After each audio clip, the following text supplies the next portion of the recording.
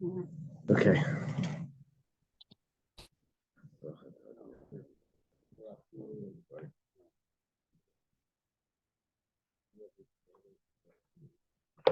Okay. We're going to start today in Chasam Shem Ben Meila. Dr. Stein from yesterday. And okay. So we thank Hashem that we're able to learn Torah every day. And discuss about learning we should have to be some English.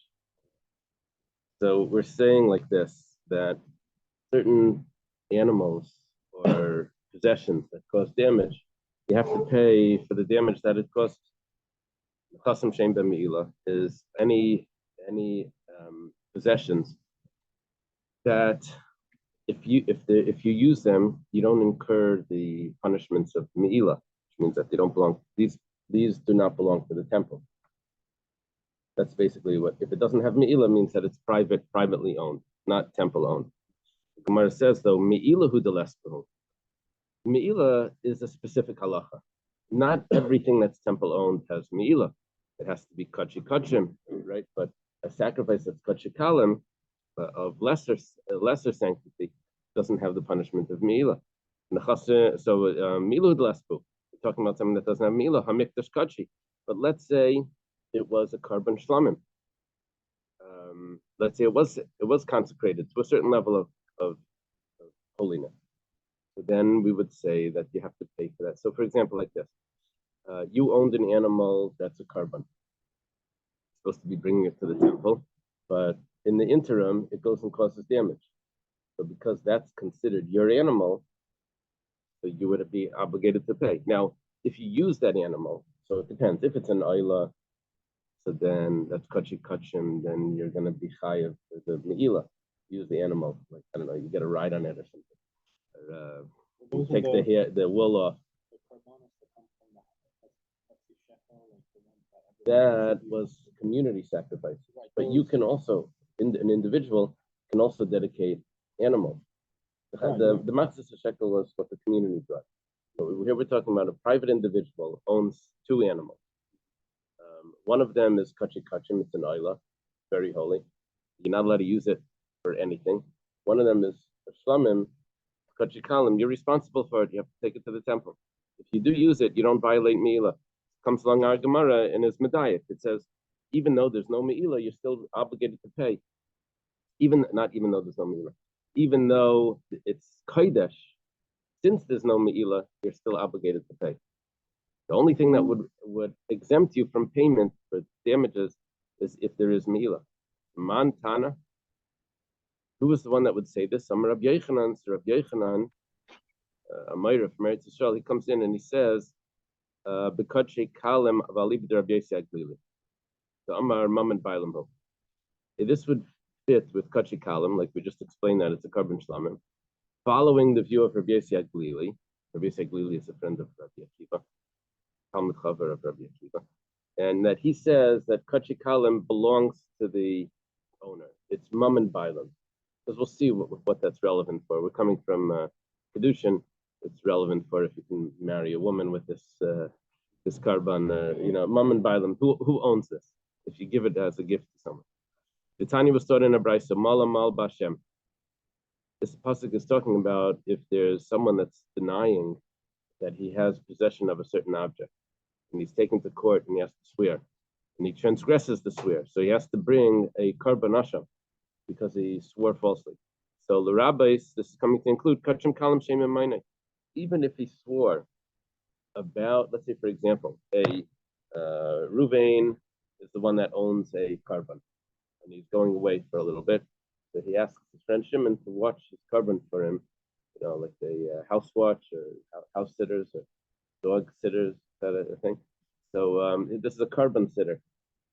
They ask him to watch the carbon. He comes back, and Shimon says, "I'm very sorry, but something happened, some accident or whatever." He denies the whole thing, and he has to make a swear. Now he's swearing about what? He's swearing about privately owned property or kachim.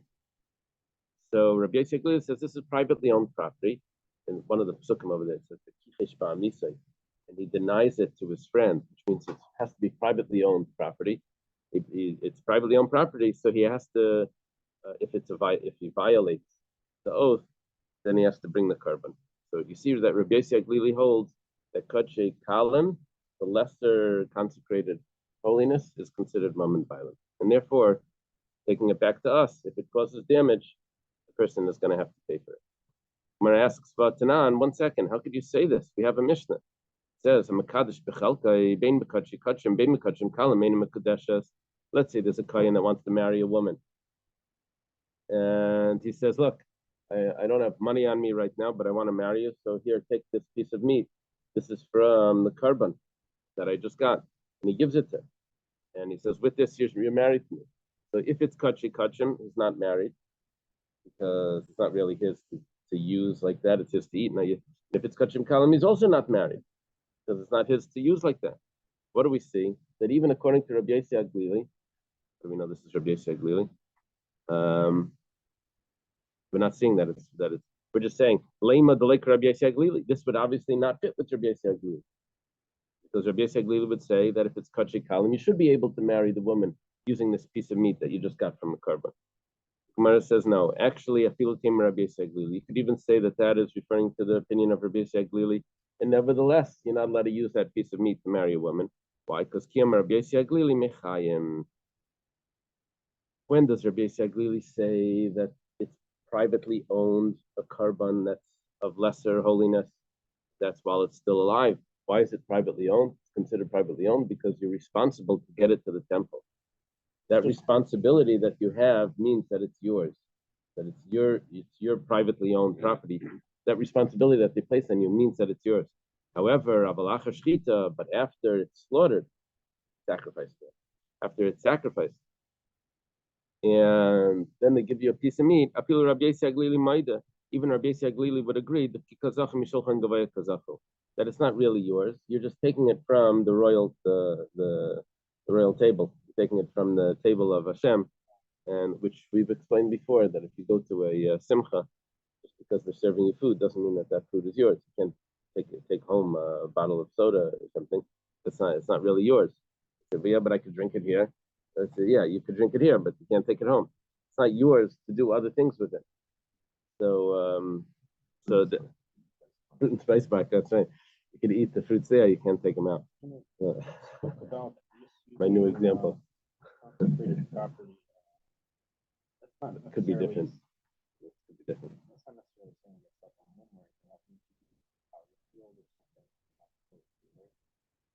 What are you saying? Which type of property? Oh. So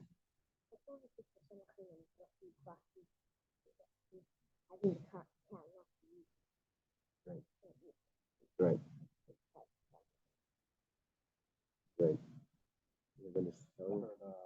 telling you that when you have a carbon, you're a shamer on it. And it doesn't mean that you're allowed to use it. A shayel, a borrower, is allowed to use it, but you're just a watchman. You're just watching it until it gets there.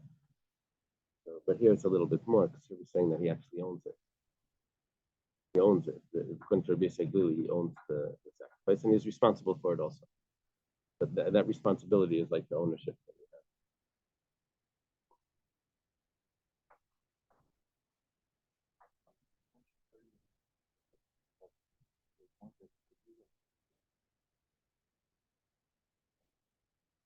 we have.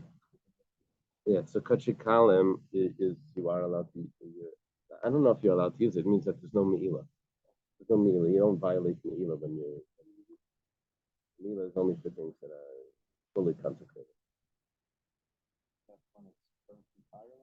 Not necessarily. It just means there's a holier level. How does that holier level get expressed?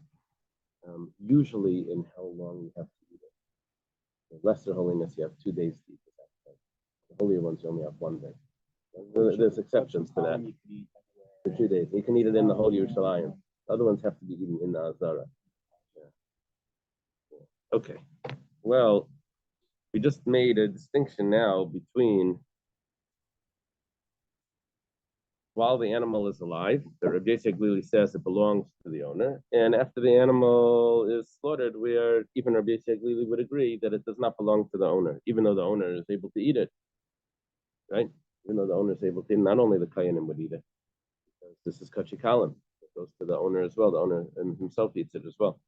But nevertheless, when he gets it, that food, he's getting it from the royal table, from Shulchan Gavaya, the high table.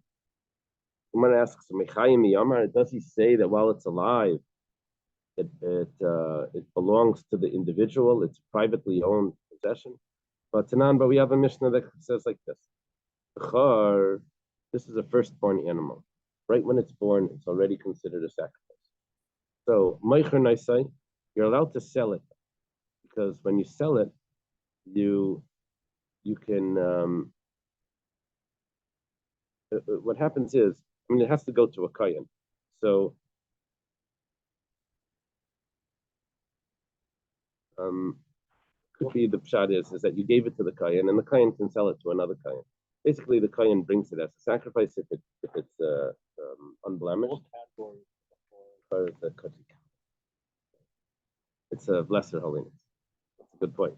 So, but the kayan can sell it. Now, if it's a tam, if it's a unblemished animal, it needs to be brought as a sacrifice, so it can only be sold chai. It can only be sold while it's alive, like that. Once it's slaughtered, I don't think he's allowed to sell the pieces of the meat of the carbon. That doesn't get sold. That's not you don't do business with that. That gets served to whoever's eating it.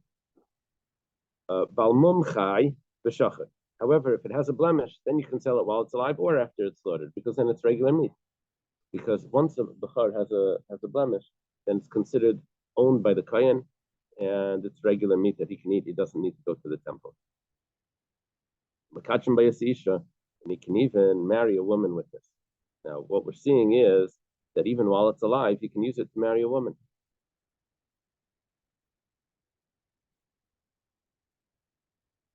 Is that a problem? Use it to marry a woman. No, that's not a problem. So far, there's no problem. Rabbi Yosef clearly holds that it's considered mam and bailam.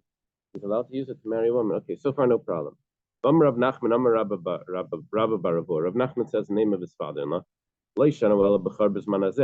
When do we say that you're allowed to do this? That's only if it's a karban, if it's a bachar, this firstborn animal, but it's in the time when the Beis Hamikdash is not around. So it's not eligible to be brought as a sacrifice because there's no Beis Hamikdash. The kivan daichazi lakrava, since it's not fit to be brought as a sacrifice, it's the lakainim b'schiyah begavayu. It sounds like that if the Beis Hamikdash is around, then it's like a lien sort of. It's like the hand of the temple is coming out and grabbing it already. It wouldn't be considered yours. But when there's no Beis Hamikdash, so then it's considered yours. Aval b'zman shebeis Hamikdash kayim. But if the Beis Hamikdash would be around, the chazi lakrava, that it would be fit to be brought, then you wouldn't be allowed to. Then it wouldn't be considered his own private property. He wouldn't be allowed to marry a woman. Well, the problem is, Rabbi Yosef Glili said that, what do you mean? Even in the time of the Beis Hamikdash, you were allowed to, you were allowed to marry a woman with kachi kalam, which a bachar is. Okay. Let's see in a second, yeah.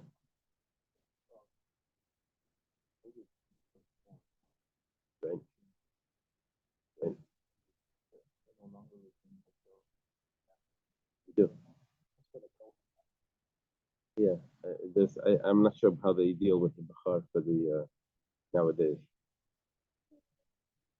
We'll see in a minute. Bachar chusvaris. We'll see in a minute. With the Eastri Raveler of Nachman, I don't know what they do. I'm not sure how they deal with it. Maybe they sell it to a non-Jew. They sell it before it's born. Anyway, the Eastri Raveler of Nachman, Rav Esther of Nachman, Mala Mala Bashem, the Rabbis Kachikam Shem Money, the Rabbi Yosef Glili. What are you telling me? That in the time of the Beis Hamikdash, it was considered owned by the temple. We have clearly by Rabbi Yosef Glili that even in the time of the Beis Hamikdash, where we're talking about bringing a sacrifice because of a false oath, we say that if someone takes an oath over regarding an animal that was kachikalim, he has to bring that sacrifice. Now, the only way that you can make that oath is if you're denying something to your friend, which means that it's privately owned. Which means that kachikalim is considered privately owned even in the time of the temple. Umeshani, the Ravina answered, talking about outside the land of Israel. So therefore the temple doesn't have its grasp on it as well. So just like we said before, that it's talking about a animal outside that after the time of the temple, where the temple doesn't have its grasp on it. So over there also, even though it was during the time of the temple, we're talking about where the temple doesn't have a grasp on it because it's in Chutz La'aretz. If you want to bring out a bechor from Chutz La'aretz, you're allowed to, but it doesn't mean you have to. Doesn't mean you have to. If you bring it, good. It's considered a sacrifice, but you don't have to. Therefore, there's no grasp on it. Now, the Gemara asks like this. We didn't finish our question. It's like a long question. Our question was, does Rabbi Yossi Aglili really hold that in the time of the temple, a kachi kalim sacrifice, a lesser holy sacrifice, is considered privately owned?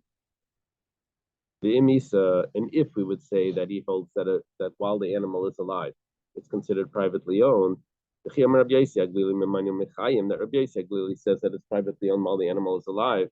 Lishni Rabbi Yossi Aglili harabanan. Why does Ravina answer that we're talking about a firstborn animal outside the land of Israel, and that's why that it's considered privately owned? Why doesn't you just say that's Rabbi Yossi Aglili's opinion? And the question that you had before, that you said that it was that at the time of the temple that it wouldn't be privately owned, just say that's the opinion of the Rabbanan. That's a machlokes. We have our answer already. If Rabbi Yossi Aglili really holds that, we have our answer. You had a contradiction between two sources, and we have our answer. One's Rabbi Yossi Aglili, one's the Rabbanan. So it says, he responded to him, Amar Lach, Amar Lei, Matnis Kuna Kamrit. You're asking from Bechar about Kachi Kalim. Matnis Kahuna means the gifts that are given to the Kayan. Shani Matnis Kuna Dechi Kazachim Shulchan Gavai Kazach. You see, now we have another distinction here. We made a distinction between animals when they're alive, that they belong to the owner. They're considered privately owned. After they're slaughtered, they're considered owned by the temple. And even though the Kayanim can eat it, but it's not really theirs. Now we have another distinction that even animals while they're alive, but if it's an animal that's one of the 24 gifts that are to the Kayan, so that is also considered that it's not his, it's not privately owned. It's not considered. These are from 24 gifts to the Kayan, and that's not privately owned. What were we talking about? What is privately owned is when an individual consecrates a sacrifice, a shlamim, so that is considered privately owned. So now we made a distinction between a shlamim and a bechar. Rabbi Yossi Aglili would say that a bechar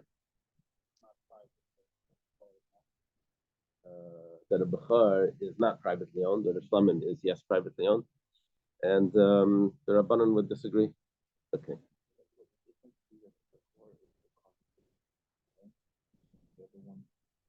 That is valid, but that's not what the Gemara is saying.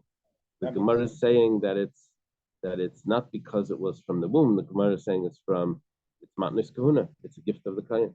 All the gifts to the Kayan are considered mishulchan gavaya. When the Kayanim get it, they're getting it from the table. It's not considered privately owned. Okay. Gufa, go back to discuss what we said before about privately owned, about taking the oath on regarding a bechar, if it's considered privately owned or not. Mala b'Hashem, someone denies, mala means he dresses a trespass. That means he swears falsely. The rabbis kachim kalim. This is coming to include if he swears falsely regarding an animal that he was watching, which was someone's karban. But if it's kachi kalim, that's considered that he denies to his friend shem emayne because it was his friend's own private property, individual property. Rabbi Yosef Glili, that's Rabbi Yosef Glili's opinion that Kachim Kalim is considered privately owned. Ben Azai Yomer, Ben Azai says, L'Rabbi says Shlamim. He says it's not coming to include Kachim Kalim in general, it's coming to include just the Shlamim.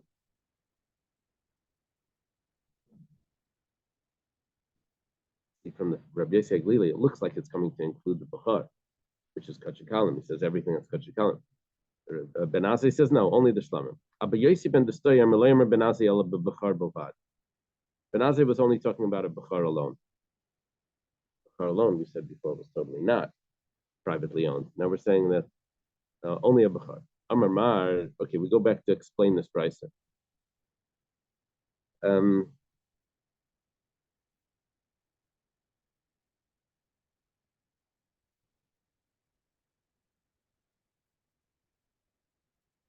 Ben Azai says the Rabbi says the Shlamim. Coming to include the Shlamim. That's what we're getting from Ben Azai. What's he coming to exclude? We have different opinions here. When he says Shlamim and what not, what is he saying? What not is included in this privately owned property? If you want to say it's coming to exclude the Bechar, Ashta, he says, 1 second, what's the logic in that? When it comes to the karban of a shlamim, you have to lean on it. You have to bring the libations, which is the wine and the oil, and you have to wave it, and you have to give the chasav. You have to wave the chasav shayk, the chest and the thigh, and you amrit mam and bailam with all those laws that apply to it. You still said that it was considered privately owned. Charmi bay. The Bechar, that you don't have to do any of those things to, you don't want to say it's privately owned. It's much less than that. Elam Rabbi Yochanan says Lamuti Meister, coming to exclude a karban Meister behema. This is the when you tie the animals. So this is another karban. Kedatani was started in a brisa. The Bechar Nema Sifte. It says regarding a Bechar that you can't redeem the Bechar if it doesn't have a mum, without a mum. Yeah. However, the nimkar tam, but you could still sell it even before it gets a mum, chai, while it's alive. Ubal mum chai b'shachar, and you can sell it if it has a mum. You can sell it after it's slaughtered as well, or before it's slaughtered. You can sell it. Basically, that becomes totally property of the kohen once it gets a mum. Meiser nema, regarding meiser, it also says very similar. It says la yigal, it can't be redeemed. By it says like sifte. It's the same concept, can't be redeemed. However, by Meiser, you can never sell it. Not even with a mum, you can't sell it. You're allowed to eat it, but you can't sell it.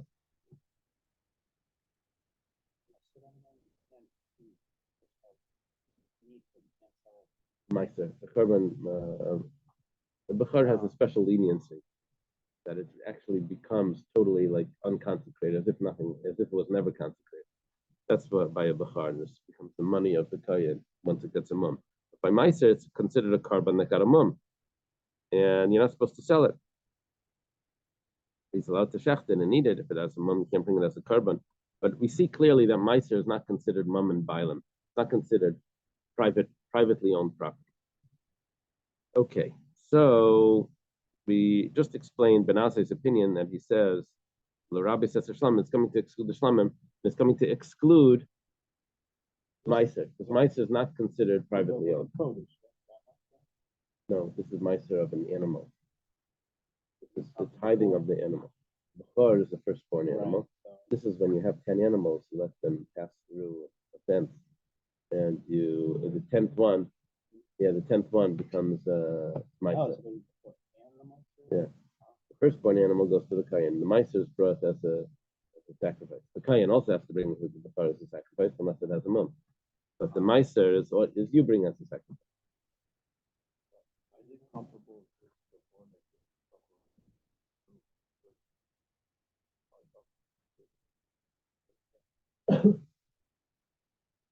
Could be. The word is the same. Bechor and Bikurim is the same. You need to have 10 animals. That's correct. Yeah.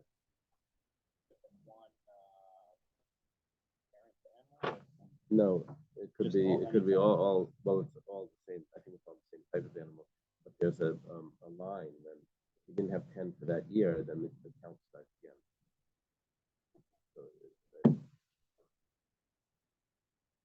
time, what is I think it's the Shadish hour.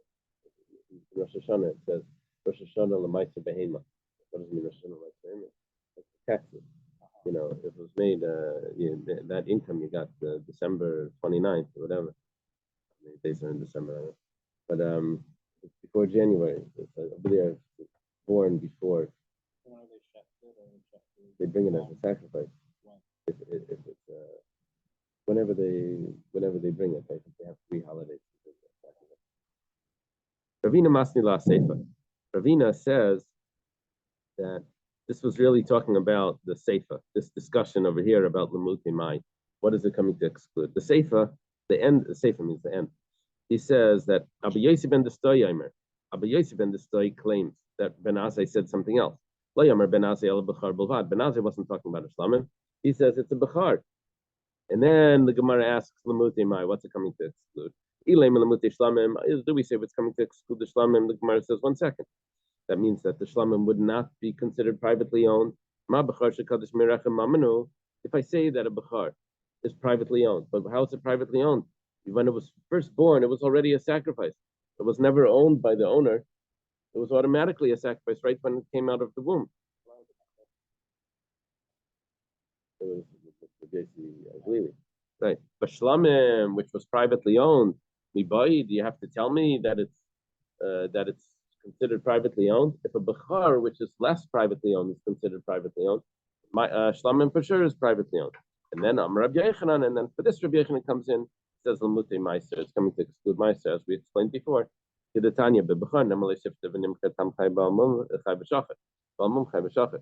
Bechar, it can't be it says it can't be redeemed, but nevertheless it could be sold. And if it's a Balmum, it can be sold even after it's slaughtered. And by Meiser it says La Yigal, it can't be redeemed. However, okay, so it's coming to exclude Meiser. Okay, the Gemara, basically what the Gemara just did, both of these Gemaras just said is that when it says either Shlamim or when it says Bechar, oh no, by the Shlamim we don't have a question. Yossi ben Destoy says by the Bechar, Rabbi Benazai says that a Bechar Bilvad, Bechar alone, is considered Mammon Bailam. And you came along and you said that it's coming to include also a Shlamim. Obviously, a Shlamim wouldn't be different than a Bechar. It would also be Mammon Bailam, would also be privately owned. The only thing that's coming to exclude is Meiser. There's 1 second. How about Bechar Bilvad Kamma? It says Bechar alone, not Bechar and Shlamim. Where it says, okay, that's a good point, Kasha. We have a question on that. Okay, now, Rava comes in and goes back to the original Gemara. The Gemara said that, based on the Mishnah says, that Nechasim, She'ein Behem Me'ilah, that if you have an animal that's not consecrated, that there's no Me'ilah to use it, and it causes damage, then you have to pay. But if there is Me'ilah, then you don't have to pay for the damage that it causes. It means if you have a carbon that's kachim in your flock that causes damage, then you don't have to pay for that because there's Me'ilah in that carbon. You only have to pay for privately owned. The Gemara was Medayik that said that that's only if it's only if it's kachim, only if it's very holy, where there's Me'ilah. But if it would be kachim kalim, then you would have to pay, even though it's a carbon. You'd have to pay for the damage that the carbon caused. Comes along Rava and says, I disagree with that. My nechasim shem be'amila. What does the Mishnah mean when it says nechasim shem be'amila? Nechasim shem dim meila. Nechasim that don't have any category of meila. My nino. What is that? The hedyet. The Mishnah wasn't telling you that there's 2 types of karbanos. One you're going to be higher for damages, and one you're not going to be higher. The Mishnah was telling you that anything that goes under the category of meila, even if there's no meila there, you're still higher. What does it mean? The category, but there's no meila. As well, it has to be totally privately owned. No consecration at all. So as he's arguing on Rabbi Yochanan. Yeah, misuse of consecrated property. But he's not misusing the property here. Yeah. It's just property that would incur the punishment if he misuses it. Category of property. Right? He's just not guarding it well. He's not like using it for something, right? Well, but the Gemara asked, listening to Hedyot, so then why was the Mishnah not clear? Why did the Mishnah say something that you could be medayik from? You could deduce from that. You could make an implication from that it's referring to something else. Gemara says, okay, kasha. That's a question as well. Question on the language. Amar Rababa. Rababa says, Shlamim Shizik, now we're getting into real Baba Kamma stuff. If a carbon shlamim that gores an animal, and by a short time, you have to take payment from the damager animal. The damagee takes the damager animal and he uses that as his payment. It's called migufay from the animal itself. Well, what's going on is like this. If there's a carbon that causes damage, so you can only take the value of damage from the flesh of the carbon of the shlamim. But there's certain parts of that carbon that are offered onto the altar. That's not yours. You can't reimburse them for the money or the value. Yeah, you don't have to though. You don't have to. In other words, if an animal that's worth $25 goes to an animal that's worth $100, and the half payment is $50, the guy only gets $25 because that's the value of it. He loses out. So here, what's happening is we're not talking about now what if the value is missing, but we're talking about now that you only get. You see, this full animal caused damage. What part of this animal caused damage? Every part of it, because with the momentum, whatever you call those laws, the motion of that. So anyway, all of this animal caused damage. So now, when you take the payment, though, you can only take it from the part that's considered yours, which is the flesh. So you're only going to get the payment. You can't take from the parts of the animal that are going up on the altar. Okay, now let's take a look at what's going on over here. The Gemara says, Pshita, that's obvious. Of course not. You're putting that on the altar. Of course you're not going to take it. Gemara says, like tzricha, maybe loy. No, that's not what we mean. Tzricha, it's necessary to say this. You told me it was obvious. I'm telling you it's not so obvious. It's tzricha that can I take the payment from the flesh in place of taking it from the those organs that are put on the altar? Now, in order to get I'm supposed to get $50 out of this. Can I take all 50 just from the flesh, or do I have to only take 25? Because 25 of it, the other 25, that damage was caused by because I have two entities that cause damage to my animal. My animal was damaged $100, so I have to get 50, right? But I have two entities that cause that damage. One entity is the flesh, which belongs to that owner, and the other entity is the emurim, the organs that go on the altar. Now, because I can't collect from the emurim, so I'll take the rest from the flesh. This happens a lot when there's partners that owe money, and one of them is very poor and the other one is rich. When it comes to suing, they sue both of them, and the one of them can't pay. The other guy ends up paying the whole thing, right? Yeah. And so that's what we're asking here. Can he take, because the flesh has a deeper pocket, can he take the payment, the full payment from the flesh, and even though the other side of the organs it's a sacrifice. What's happening is the animal gets sacrificed because it's sacrificed. That doesn't change. You sacrifice the animal, and they come to him and they give him the flesh of the animal. They say, "This was yours." He gets to eat it. I don't know. I don't think so. They take the organs. Yeah. And they say, "Here's your flesh." Okay. It gets burnt on the altar. It's smoke. And the smoker. So then, if it got wounded when it caused that, then that would be different. But we're talking about where it didn't get wounded. It was actually slaughtered as a carbon. Correctly, everything's good. So we're going to pay the one that got damaged with the flesh, with the meat, and the organs are going to go on the altar. So the Gemara goes like this: if it was wounded, then the organs don't go on the altar. Then it would go straight to the. I'm going to give this cow to Then it could be redeemed. Only if it's a sacrifice.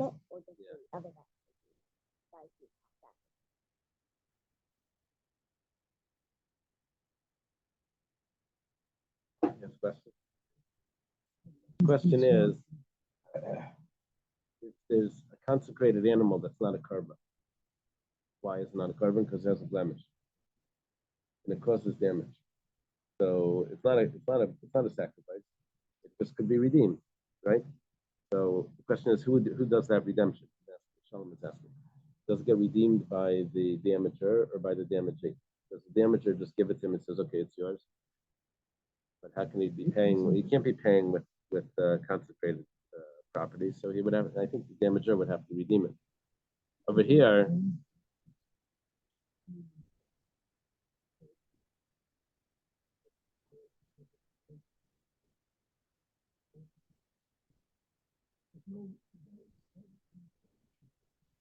Because it's a Sharshal Hektish. Sharshal Hektish was exempt. No, we're talking about it was a carbon privately owned, but because it got into this fight and caused damage, it got a month. So it just goes around grazing in the field all day. Yeah, so who redeems it? He's asking. I guess the damager would redeem it. Okay, but right now, the Gemara gets in, yeah?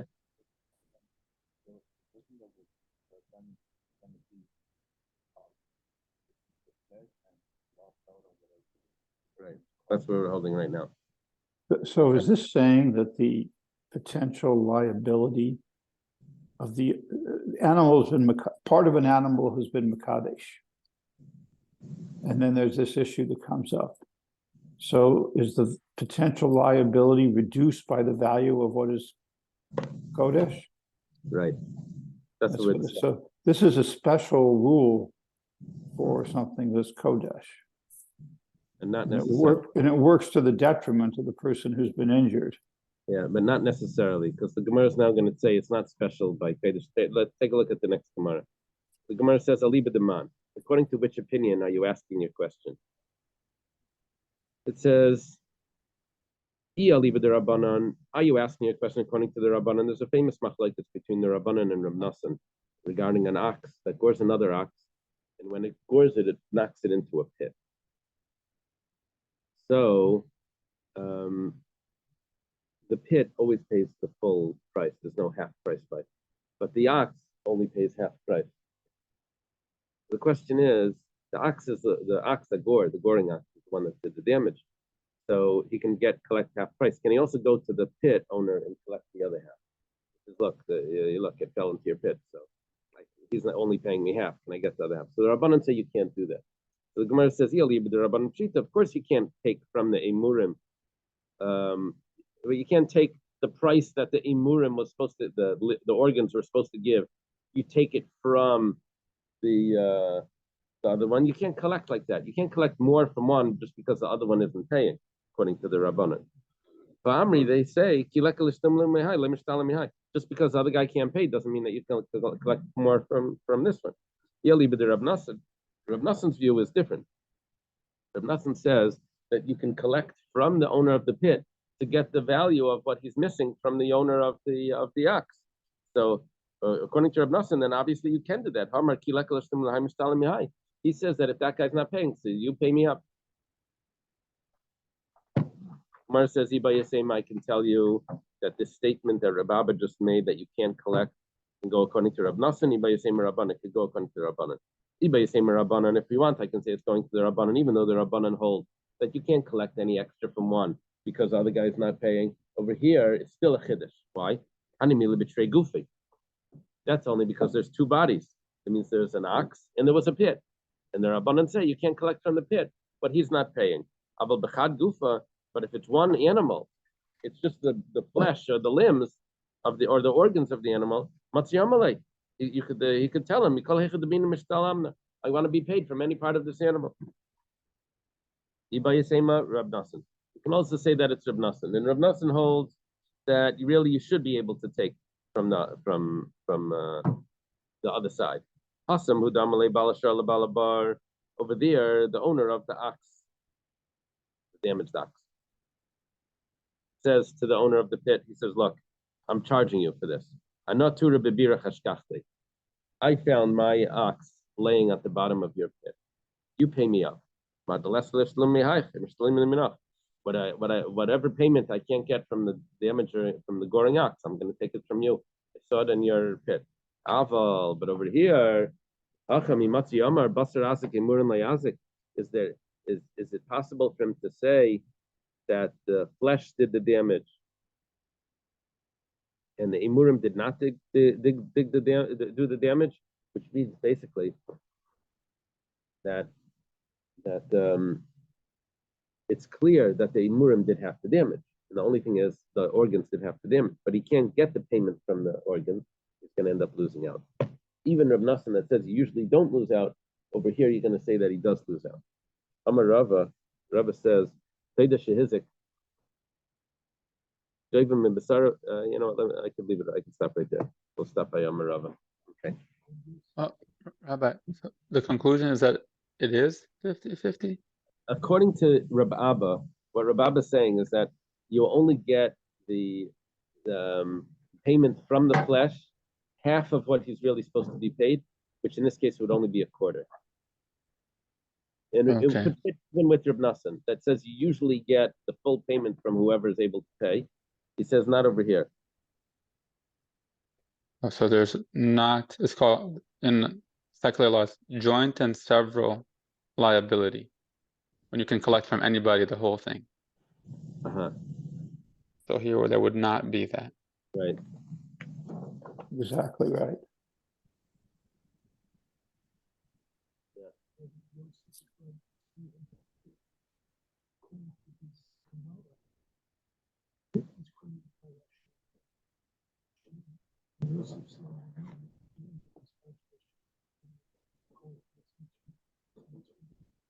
Very interesting.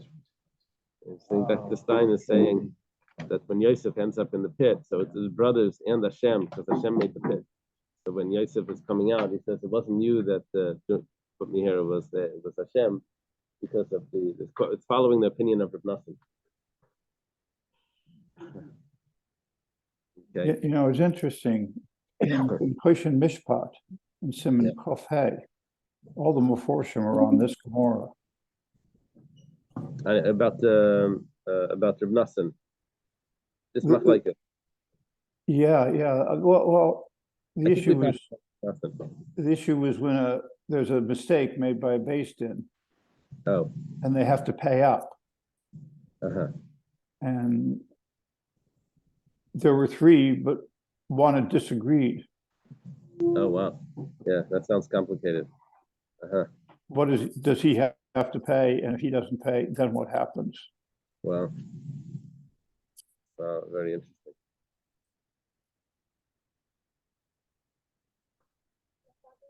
Yeah. All right, thank you.